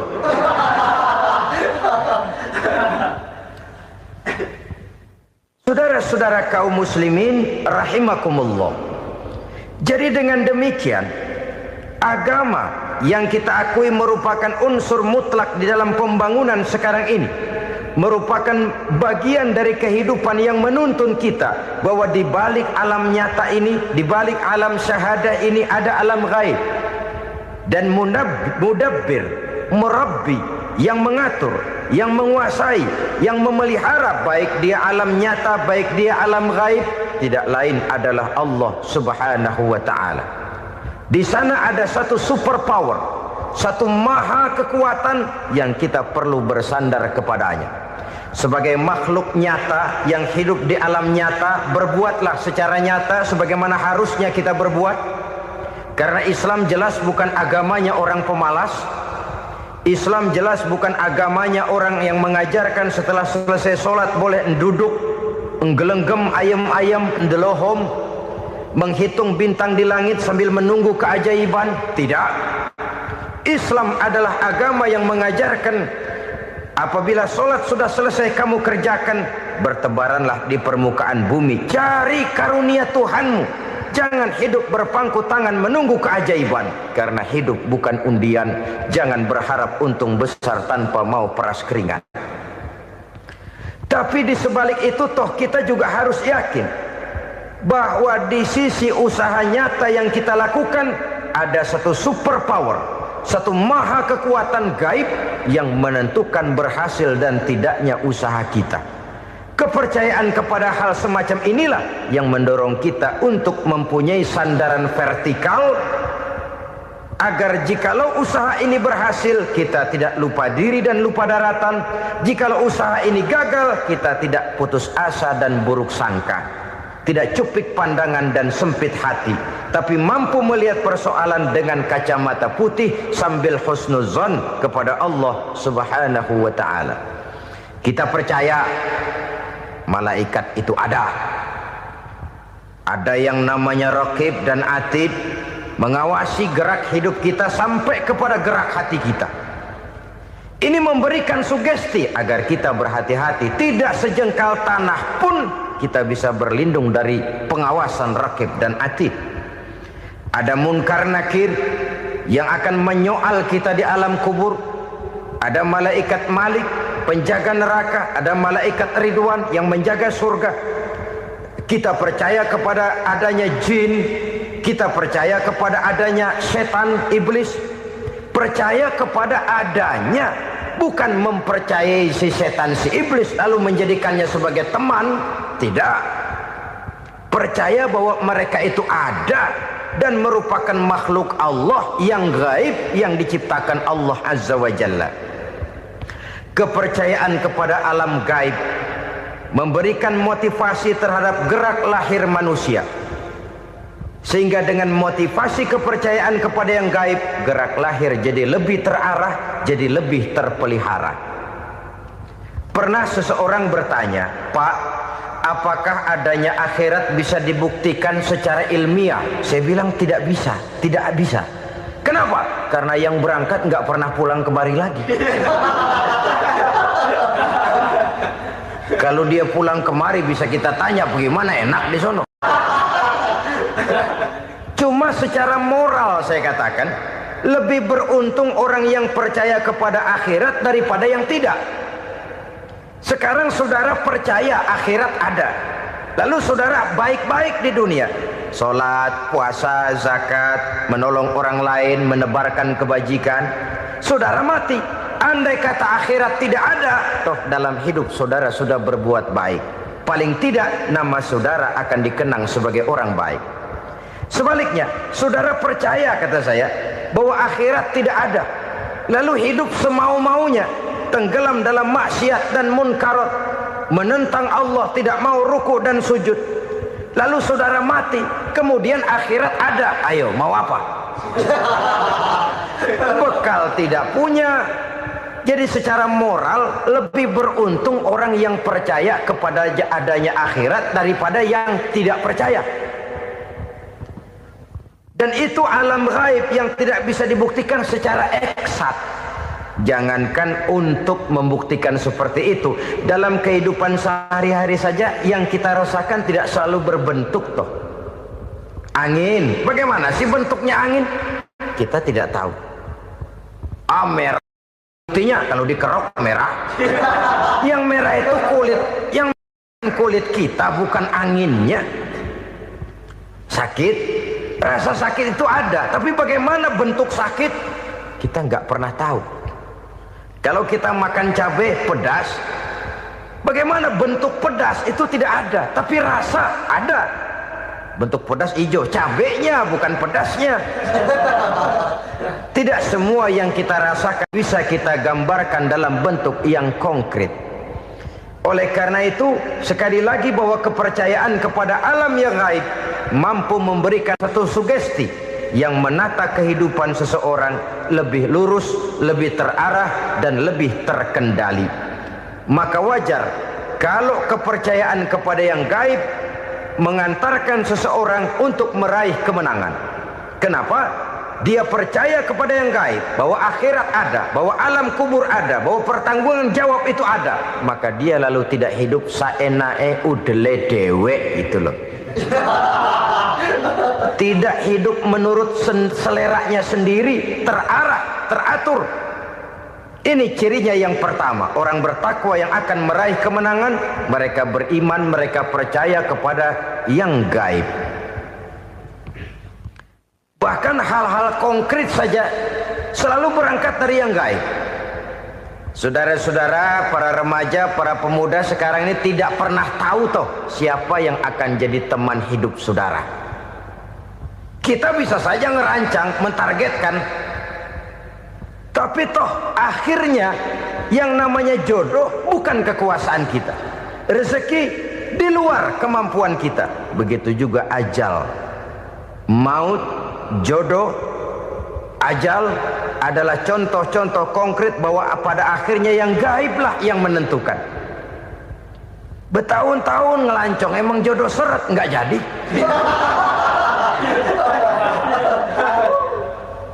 Begitu kenal baru setengah malam nginep ditangkap hansip kan. Hal-hal semacam itu kadang-kadang kita berpikir suuzon, gilet, perempuannya cakep banget, lakinya rebek amat. Memang begitulah jodohnya. Memang begitulah jodohnya. Saudara hadirin ma'asyiral muslimin yang saya hormati, jadi hal-hal yang konkret saja kita yakini sepenuhnya ditentukan oleh satu superpower yang gaib itu tadi. Dari sanalah segala ketentuan itu berangkat dan kesanalah segalanya akan kembali. Maka kepercayaan kepada yang gaib meluruskan gerak hidup seseorang dan itu akan mengantarkan dia kepada meraih kemenangan. Satu. Yang kedua, wa yuqimuna shalah. Orang bertakwa yang akan meraih kemenangan itu adalah orang-orang yang mendirikan sholat. Kenapa sholat mengantarkan orang untuk meraih kemenangan? Yang jelas, inna sholata tanha anil fahsya'i wal munkar. Sholat mampu mencegah manusia dari perbuatan keji dan munkar. Banyak filsafat hidup yang terkandung di dalam solat ini. Sejak kita wudhu sampai kita menghadap ke arah kiblat, sampai kita melakukan gerak-gerak solat, bacaan-bacaan yang ada di dalam solat, lalu sampai kepada mengucapkan salam. Banyak filsafat hidup yang terkandung di dalam solat. Umpamanya saja, setelah takbiratul ihram mulai kita dengan solat dalam posisi berdiri, diajarkan dalam kitab-kitab fikih agar kita melihat ke arah tempat sujud. Ini kan filsafat kehidupan. Kalau kamu solat dalam posisi berdiri, lihat tempat sujud. Jangan solat mata jelalatan, sebab nanti bisa mengurangi kekhusyuan. Jadi wajar kalau yang dikatakan bahwa yang paling afdol adalah soft yang di depan. Kenapa? Secara harfiah pengertiannya akan lebih mengundang kekhusyuan. Kenapa? Kalau kita di soft paling depan, di masjid umpamanya paling banter kita lihat tembok. Tapi kalau kita soft di tengah atau di belakang, orang-orang di depan kita pun akan kelihatan. Yang bajunya loreng, yang bajunya genggang, yang bajunya macam-macam. Kita lihat, kadang-kadang kita pikirin, ada yang bajunya bolong. Kita sholat tapi dalam hati, nih orang bajunya robek yang nggak tahu apa. Ada saja hal-hal yang mengusik kekhusyuan kita. Oleh sebab itu diajarkan dalam posisi berdiri, lihat, arahkan pandangan matamu kepada tempat sujud. Ini kan filsafat kehidupan. Maksudnya apa? Kalau lagi diri lihat dong tempat sujud. Kalau udah di atas ingat dong sama yang bawah. Kalau sudah tinggi ingat dong dari mana kamu berangkat. Kalau sudah berkuasa bantu dong yang lemah. Kalau sudah kaya santuni dong yang miskin. Kalau sudah alim bimbing dong yang awam. Ini filsafat kehidupan. Dalam posisi berdiri kau lihat tempat sujud. Ini akan melahirkan kepekaan sosial di mana seseorang mau tahu kepada orang lainnya. Bagaimanapun kaya kita, tinggi pangkat dan jabatan kita, jikalau hidup hanya untuk kepentingan perut sendiri saja, rasanya belum membawa manfaat di dalam kehidupan kita. Tapi efek yang tertinggi sesungguhnya, solat mencegah manusia dari perbuatan keji dan munkar. Perbuatan keji dan munkar walaupun kelihatannya mendatangkan uang, membawa keuntungan, tapi itu keuntungan semu, keuntungan sementara. Dengan menipu orang lain kita bisa dapat untung, tapi tidak membawa berkah. Dan itu adalah kerugian besar dalam kehidupan kita. Maka untuk meraih kemenangan harus dimulai dengan membentuk kepribadian yang tegar, memiliki sandaran vertikal yang langsung kepada Allah Subhanahu wa ta'ala. Dan itu hanya bisa kita tempuh melalui jalur ibadah formal yang sudah ditentukan Allah, yakni solat yang 5 waktu. Untuk memperkuat itu ada solat-solat sunnah, rawatib, nawafil sebagai terminal-terminal kontrol cadangan untuk memelihara stabilitas temperatur batin di dalam kita berhubungan dengan zat yang maha gaib, yaitu Allah Subhanahu wa ta'ala. Orang sering bertanya, Pak, itu tetangga saya nggak sholat, duitnya nggak habis-habis, Pak. Nggak sholat tapi mobilnya tambah terus. Nggak sholat tapi usahanya makin maju. Tapi di sisi lain ada orang yang rajin sholat, rezekinya butak bener. Anaknya mana kurus, mana korengan. Saudara hadirin ma'asyiral muslimin rahimakumullah. Harus saya katakan bahwa solat memang bukan untuk cari duit. Solat adalah sandaran vertikal kita kepada Allah. Sedangkan soal rezeki itu berkaitan dengan sifat Allah Maha Pengasih dan Maha Penyayang. Allah Maha Pengasih, siapapun dikasih kalau mau usaha. Allah Maha Penyayang, tidak semua orang disayang oleh Allah Azza wa Jalla. Dan belum tentu banyak harta itu merupakan nikmat. Mungkin juga istidraj. Artinya istidraj itu dikasih tapi diambulin, kalau bahasa Betawinya itu.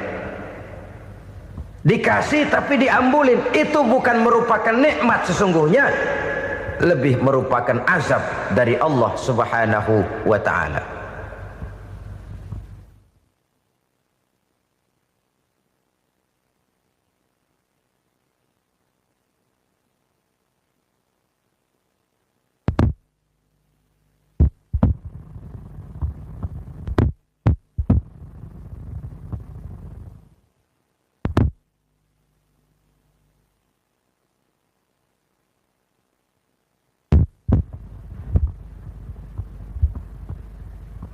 agama, mempunyai sistem sholat. Dan kita umat Islam telah dituntun oleh Allah Subhanahu wa ta'ala yang wajibnya 5 kali dalam sehari semalam mendirikan sholat. Dan itu tentu berada dalam jangkauan kemampuan manusia. Pada awalnya barangkali kita memang merasa sholat itu satu kewajiban. Tapi semakin kita hayati makna, manfaat dan filsafat yang terkandung di dalam ajaran sholat, semakin sampai kita kepada keyakinan bahwa sholat adalah keperluan kita. Sehingga pada waktu tertentu dinilai puncaknya, kita tidak lagi akan berkata saya wajib sholat, tapi kita akan berkata saya perlu sholat. Kalau kita sudah merasakan itu adalah keperluan kita, nah di sanalah kita baru akan merasakan ruginya kalau hal itu tidak kita laksanakan. Sepanjang kita masih berkata saya wajib sholat, kita akan lebih merasakan dia sebagai beban ketimbang sebagai keperluan. Yang jelas Allah tidak memerlukan ibadah yang kita laksanakan ini. Dengan kata lain, andai kata satu dunia penuh ini orang tidak ada yang sholat satu pun, Allah tidak akan turun dari jabatan Tuhan. Jangan lalu berpikir kalau kita ngambek se-RW kagak sembahyang Tuhan tekor kali ini ya. Tentu tidak. Itu perlunya kita, bukan perlunya Allah. Dan pada induknya kita akan berkata saya perlu agama. Kalau secara induk kita sudah memerlukan agama, maka konsep-konsep yang ada di dalam ajaran agama itu pun adalah juga merupakan keperluan kita. Baik dia bernama sholat, baik dia bernama puasa, baik dia bernama zakat, baik dia bernama haji, seluruhnya adalah keperluan kita. Dan sesuatu yang kita perlukan apabila tidak kita laksanakan akan melahirkan kerugian di dalam kehidupan. Jangan heran kalau kita membaca riwayat perjalanan hidup para salafus soleh, orang-orang soleh. Ada yang tahajud sampai 100 rakaat, ada yang sholat malam kakinya sampai bengkak. Kita sekalinya bengkak biri-biri. Ada yang sholat membaca surah dalam Al-Quran sampai khotam Quran. Kok mau? Mereka sudah merasakan itu keperluan. Itu saja soalnya. Satu saat pun jikalau kita merasa bahwa itu keperluan saya, kita pun akan melaksanakan seperti itu. Keperluan saya dalam kehidupan. Inilah yang kedua. Yang ketiga, orang bertakwa yang akan meraih kemenangan itu, wa mimma razaqnahum yunfikun. Mereka membelanjakan sebagian daripada rezeki yang diberikan Allah kepada mereka. Mereka infakkan di jalan Allah. Ada satu dialog menarik. Satu hari seorang anak muda bertemu dengan seorang kakek-kakek yang sudah dikenalnya baik. Bertanyalah anak muda ini, "Kek, umur kakek berapa tahun?" 15 tahun, kata si kakek. Anak kakek berapa orang? 1. Harta kakek berapa banyak? 15 juta. Si anak muda ini bengong. Lalu protes, "Kok kakek bohongin saya?" "Kenapa?" "Saya tahu umur kakek 70 tahun. Kenapa ngaku 15? Saya tahu anak kakek 5. Kenapa bilang 1? Saya tahu kakek miliuner, miliaran uang kakek. Kenapa ngaku cuma 15 juta? Begini, kata si kakek tadi. Benar, umur saya 70 tahun. Tapi dari umur yang 70 tahun itu baru 15 tahun terakhir ini saya merasakan ibadah kepada Allah. Meninggalkan maksiat, jauh dari segala macam munkarat. Maka yang 15 tahun inilah yang benar-benar saya rasakan sebagai umur saya. Benar anak saya 5, tapi yang 4 susah diatur. Cuman 1 rasanya nih yang bakal jadi si buah hati belahan jantung pelanjut cerita penerus sejarah. Cuma 1 ini yang saya harapkan yang akan jadi anak soleh, yang akan membuat saya menerima pensiunan pahala. Kalau yang 4 apek dah, nggak ada harapan. Yang satu nyekek botol melulu. Oh begitu, iya. Lalu kenapa kakek bilang harta kakek cuma 15 juta padahal saya tahu kakek uangnya miliaran, depositonya banyak? Ya karena 15 juta itulah yang saya ingat yang pernah saya belanjakan di jalan Allah.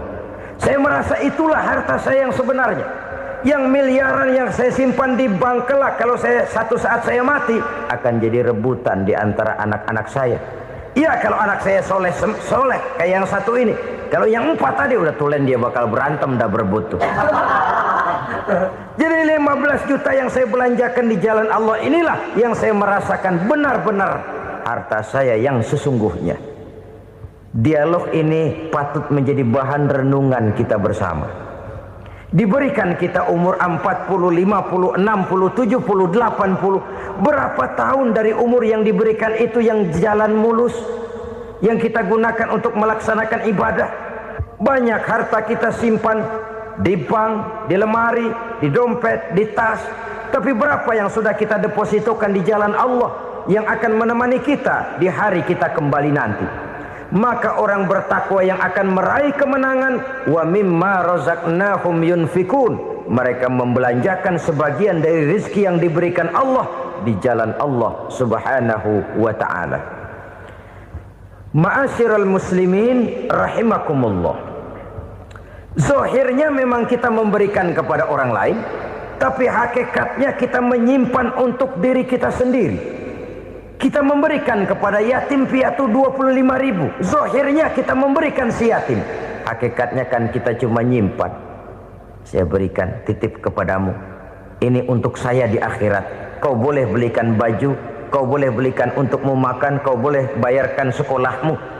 Ini untuk saya. Hakikatnya kita nyumbang masjid 1 juta, zahirnya kita berikan kepada panitia masjid, tapi hakikatnya kan cuma titip 1 juta ya untuk saya di alam kubur nanti. Silakan kau boleh belikan semen, ini uang, belikan besi, belikan pasir. Saya cuma sekedar titip untuk kepentingan saya. Hakikatnya kita cuma sekedar menitip. Sebagaimanapun pada hakikatnya, apapun yang kita miliki dalam kehidupan kan cuma sekedar hak guna pakai, bukan hak milik mutlak. Harta kita, rumah kita, kendaraan kita, kebun kita, pabrik kita, hak guna pakai saja. Hak milik mutlak cuma untuk Allah subhanahu wa ta'ala. Saudara-saudara kaum muslimin rahimakumullah, ini yang ketiga. Kemudian yang keempat, orang-orang bertakwa yang akan meraih kemenangan, allazina yu'minuna bima unzila ilaika, mereka yang beriman, mereka yang percaya kepada apa yang telah diturunkan kepadamu Muhammad, ay Al-Quran, yakni Al-Quranul Karim. Setelah percaya kepada yang gaib, mendirikan solat, kemudian menginfakkan sebagian dari rezeki yang diberikan Allah, mereka juga lalu percaya kepada yang diturunkan terhadap Nabi, yaitu tidak lain Al-Quranul Karim. Sekali lagi di sini, percaya bukan hanya sekedar percaya saja, tetapi percaya lalu menjadikan Al-Quran itu sebagai pedoman hidup. Sebab memang Al-Quran itu adalah GBHM, garis-garis besar haluan muslim. Apa yang harus kita lakukan, apa yang harus tidak kita lakukan, bagaimana mestinya kita bertingkah laku dan berbuat, seluruhnya tercantum di dalam Al-Quranul Karim. Itu sebabnya ketika satu hari Aisyah ditanya bagaimana akhlak Rasul, beliau menjawab, kana Rasulullah sallallahu alaihi wasallam khuluquhul Quran. Akhlak daripada Rasulullah tidak lain adalah Al-Quran. Jawaban simpel ini memberikan gambaran bahwa keseluruhan daripada konsepsi Quran sudah diterjemahkan dalam kehidupan Rasulullah Sallallahu Alaihi Wasallam. Karena kita tahu akhlak adalah keseluruhan dari gerak hidup manusia. Sejak ia berpribadi, berumah tangga, bertetangga, bermasyarakat, sampai kepada berbangsa dan bernegara, Al-Quran tetap memberikan sentuhan nilainya.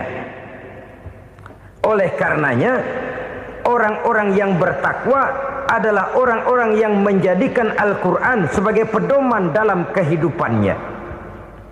Dan kita yakini Al-Quran diturunkan kepada Nabi Muhammad bukan merupakan produk Nabi Muhammad. Isi dan redaksinya langsung dari Allah Subhanahu wa ta'ala. Kemudian cirinya yang kelima, orang bertakwa yang akan meraih kemenangan itu, wa ma unzila min qablika. Tidak hanya sekedar percaya kepada yang diturunkan terhadap Nabi Muhammad yaitu Al-Quran, mereka juga percaya kepada apa yang pernah diturunkan kepada para nabi, kepada para rasul sebelum Nabi Muhammad.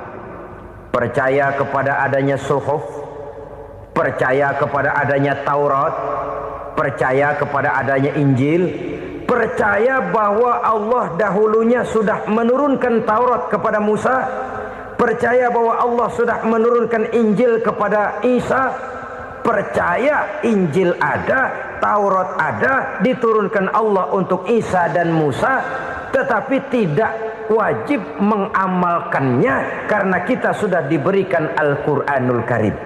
Ini yang perlu saya garis bawahi. Kita percaya Allah telah menurunkan Injil dahulu kepada Isa. Kita percaya bahwa Allah telah menurunkan Taurat dahulunya kepada Nabi Musa. Kadang-kadang ini dijadikan dalih, dikacaukan pengertiannya. Quran saja mengajarkan bahwa orang yang bertakwa harus percaya kepada Injil, maka pakailah Injil. Apalagi kalau ayat sebelumnya ditilap, dihapus, dihilangkan, Injilnya yang ditekankan, maka akan terjadilah penekanan yang salah arah. Karena salah arah akhirnya bisa merusak dan menghancurkan akidah. Ketika Rasul suatu saat pernah ditanya orang, "Ya Rasul, bagaimana sikap kita sebagai muslim terhadap Injil yang ada sekarang?" Beliau menjawab, "La tukadzibuhu jami'an wa la tusaddiquhu jami'an." Jangan didustakan seluruhnya, jangan juga dibenarkan semuanya. Artinya, ini sudah merupakan gambaran dari Rasul bahwa dalam Injil yang ada sekarang masih ada ajaran-ajaran tauhid yang dibawa oleh Nabi Isa dan diajarkan kepada umatnya. Tapi juga dalam Injil yang sekarang ini sudah terkena intervensi dan investasi manusiawi. Karena itu Rasul menyimpulkan, la tukadzibuhu jami'an wa la tusaddiquhu jami'an. Jangan didustakan semua, jangan dibenarkan seluruhnya. Kita memang percaya Allah telah menurunkan Injil kepada Nabi Isa dulu, tapi kita tidak wajib mengamalkan Injil. Kita percaya Allah telah menurunkan Taurat kepada Nabi Musa, tapi kita tidak wajib mengamalkan kitab ajaran Taurat. Yang wajib kita percayai dan kita amalkan hanyalah Al-Quranul Karim. Kenapa? Oleh karena baik yang ada di dalam Taurat, baik yang ada di dalam Injil, tentu tercakup di dalam Al-Quran sebagai kitab terakhir yang diturunkan oleh Allah Subhanahu wa ta'ala. Dan itu wajar. Kalau seorang pejabat mau mengeluarkan satu keputusan baru, tentu dia harus meninjau keputusan-keputusan lama. Andai kata dianggap tidak berlaku, dianggap tidak relevan lagi, maka keputusan-keputusan lama itu tentu sudah dianggap tidak berlaku. Sebagian daripada aturan-aturan dalam keputusan lama yang masih dianggap relevan tercantum dalam keputusan baru yang wajib diamalkan. Begitulah hubungannya antara Al-Quran, Taurat, Zabur, dan Injil.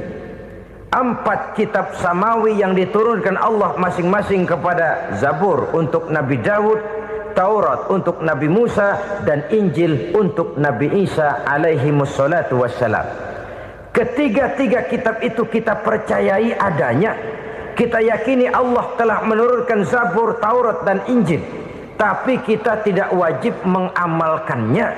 Yang wajib kita mengamalkannya sekarang ini tidak lain hanyalah Al-Quranul Karim saja, karena ia mencakup apa yang ada di dalam Zabur, apa yang ada di dalam Taurat, dan apa yang ada di dalam Injil.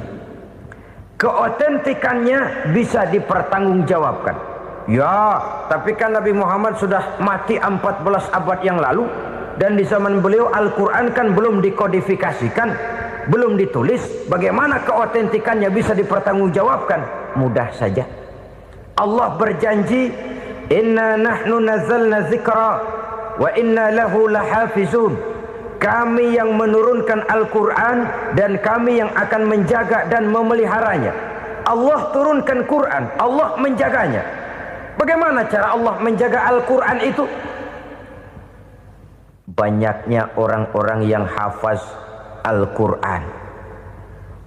Hafaz Al-Quran 30 juz, 114 surah, 6.666 ayat. Sehingga jangankan satu kata, jangankan satu ayat, satu kalimat saja berubah, sudah akan timbul reaksi dan mudah dimengerti. Kenapa? Banyak orang-orang yang hafaz Al-Quran. Sedangkan pada setiap akhir tahun biasanya malaikat Jibril selalu mengadakan checking terhadap ayat-ayat yang diturunkan pada waktu itu.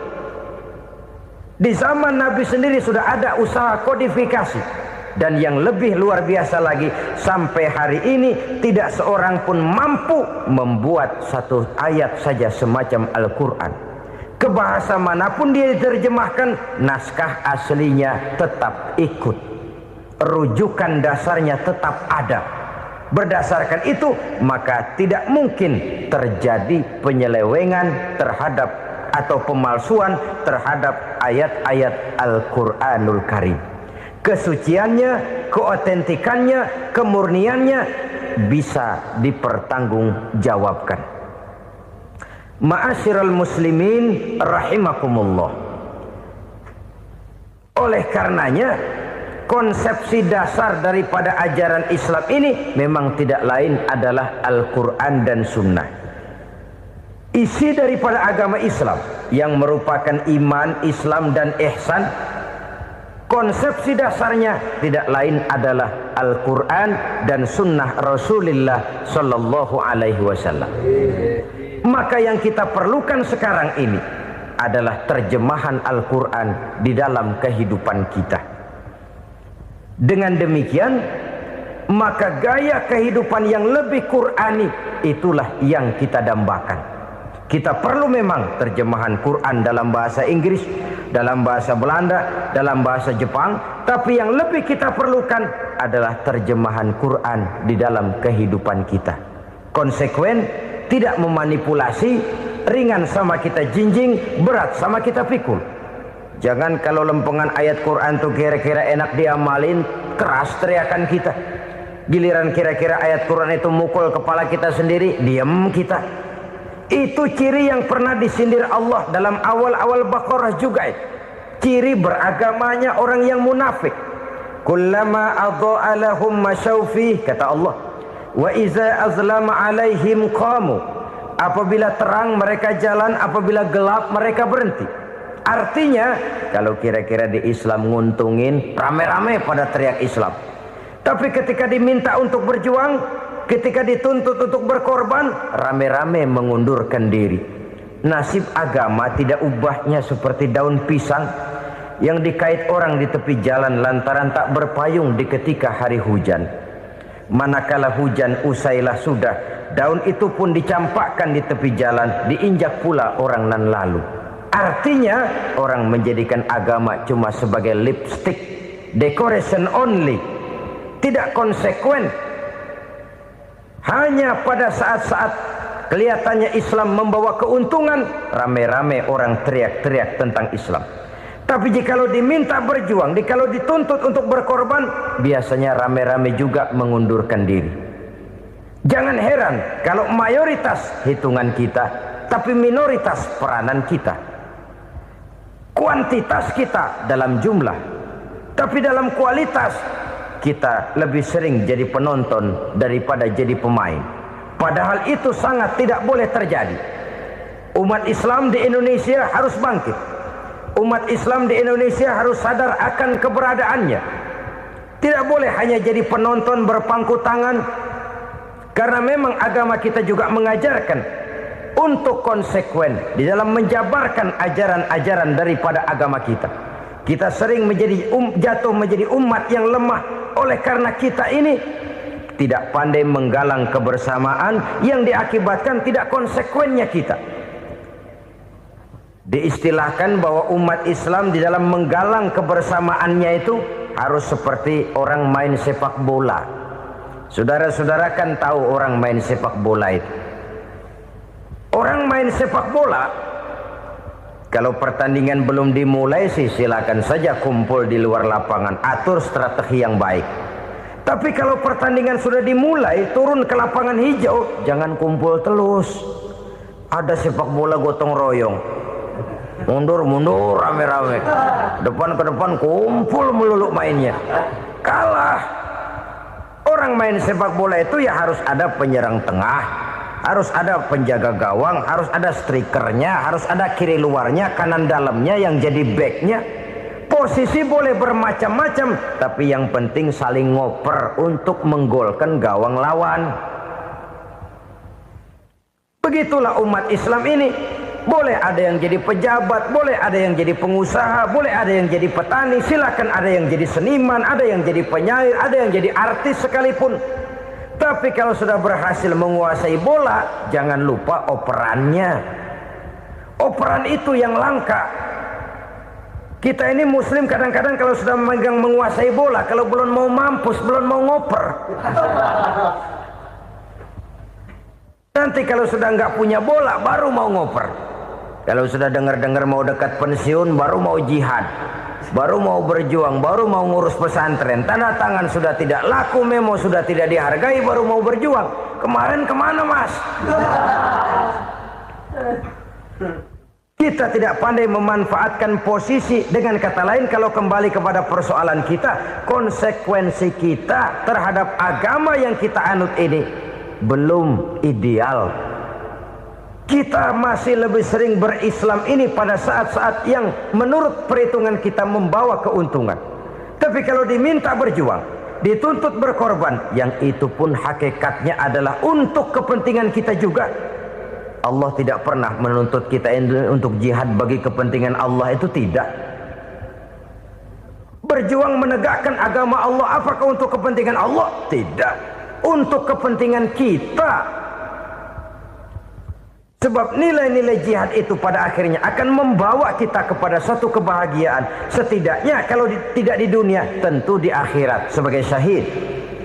Oleh karena itu, pada bagian akhir ini saya ingin mengajak, marilah kita konsekuen. Sekali kita berkitabkan Al-Quranul Karim, mari dia kita jadikan pedoman. Jangan cuma kita jadikan sebagai penghias dinding, pelengkap rumah, bahwa di rumah kita ada Al-Quran, tapi yang baca kecoa. Habis pada bolong tuh Quran. Yang penting kan punya Quran. Ditaruh di pintu rumah. Biar apa? Biar kuntilanak kagak masuk katanya. Ya apa itu nasib Quran, cuma kerjanya jaga pintu, ngusir kuntilanak, ngusir memedi. Bagaimana kita hidup menurut tuntunan Al-Quran? Kadang-kadang tidak pernah menjadi masalah bagi kita. Maka bagaimanakah Al-Quran akan mungkin membawa keberkahan dalam hidup kalau ajarannya kita injak-injak dalam keseharian kita? Mewujudkan gaya hidup yang lebih Qurani, itulah yang akan kita rintis di dalam kehidupan kita. Bertahap, step by step, menurut kemampuan yang ada pada kita. Jika jalan ini tidak bisa kita selesaikan, percayalah akan ada generasi penerus yang akan melanjutkan usaha dan cita-cita mulia itu. Jadi percaya kepada Taurat, percaya kepada Injil, sekadar percaya Allah dahulunya sudah menurunkan itu, tapi kita tidak wajib mengamalkannya. Kenapa? Generasi Injil masa berlakunya sudah kedaluarsa. Taurat masa berlakunya sudah kedaluarsa. Injil pernah berlaku untuk orang Nasrani di zaman Nabi Isa. Taurat pernah berlaku untuk orang Yahudi di zaman Nabi Musa. Setelah generasinya berlalu, datang Rasul penutup yang membawa Al-Quranul Karim, maka Al-Quran itulah yang berlaku menjadi pedoman sampai hari akhir nanti. Jangan jauh dari Al-Quran, karena apabila ini kita lakukan, maka kita akan kembali kepada satu gaya hidup yang jauh dari tuntunan agama, dan itu artinya kita akan semakin jauh untuk meraih kemenangan. Saudara-saudara kaum muslimin rahimakumullah. Yang keenam, yang terakhir, orang-orang bertakwa yang akan meraih kemenangan itu wabil akhirati hum yuqinun. Mereka percaya, mereka yakin seyakin-yakinnya akan adanya hari akhir, di mana seseorang akan mempertanggungjawabkan seluruh perbuatannya di dalam hidup ini. Dan tidak ada satu perbuatan yang bagaimana kecilnya sekalipun, yang tersembunyi dalam pandangan manusia, yang tidak akan dibukakan persoalannya di mahkamah Qadi Rabbul Jalil di akhirat nanti. Itulah sebabnya maka percaya kepada akhirat disebut secara khusus. Padahal di awal tadi sudah dijelaskan yu'minuna bil ghaib, percaya kepada alam gaib, dan alam gaib ini termasuk akhirat. Kenapa pada bagian akhir disebut lagi akhirat? Karena ternyata bahwa kepercayaan kepada adanya akhirat merupakan induk dari kepercayaan terhadap adanya malaikat, setan, jin, dan lain sebagainya, dan akan lebih memberikan sugesti dalam kehidupan manusia untuk meluruskan gerak hidupnya. Jikalau satu saat tergerak hati akan berbuat kejahatan, ingin mencuri, sadarlah, awas ada akhirat. Sebab kalau kita cuma teriak awas ada polisi, itu cuma tertunda sementara, begitu polisi meleng embat. Kalau kita ingin berbuat jahat cuma berteriak awas ada hansip, cuma sementara ketika hansip itu ada. Tapi kalau ceritanya awas ada akhirat, mau menyeleweng awas ada akhirat, mau berjudi awas ada akhirat, mau mencuri awas ada akhirat. Keyakinan yang akan meluruskan gerak hidup manusia